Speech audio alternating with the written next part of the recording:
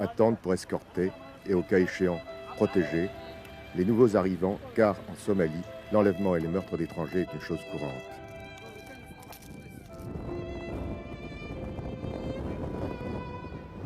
Mogadiscio. De la ville, il ne reste pas grand-chose. Ici, on s'est battu pendant plus de 10 ans entre clans ennemis, chacun voulant étendre son influence, son territoire. 4 clans ennemis qui se sont affrontés à l'arme lourde, au corps à corps.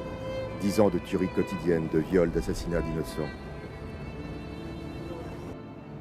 Après avoir chassé les Nations Unies dans de sanglants affrontements, Nations Unies venues en Somalie pour aider la population qui meurait de faim et de soif, des centaines de milliers de femmes et d'enfants sont maintenant livrés à eux-mêmes, à la violence quotidienne des clans.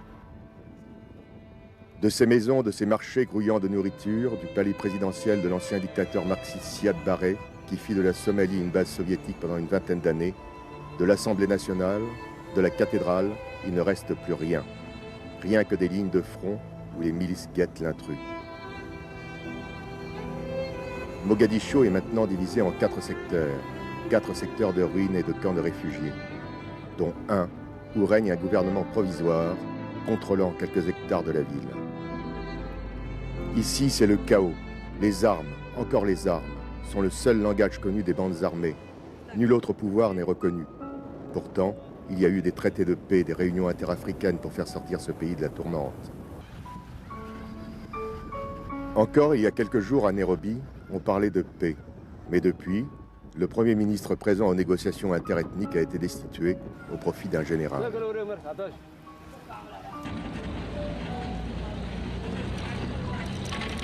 Qui pourrait être mieux à sa place qu'un général dans la portion de la ville qu'il est censé faire contrôler par ses miliciens?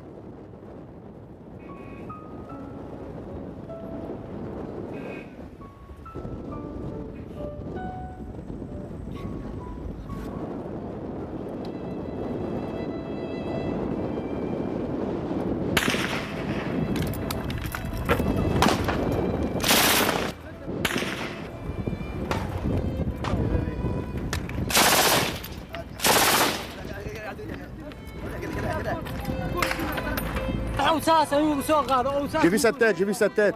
Je l'ai raté. Et les 2 autres qui étaient sur le mur, est-ce qu'ils ont tiré? Faites attention, nous ne sommes pas encore arrivés.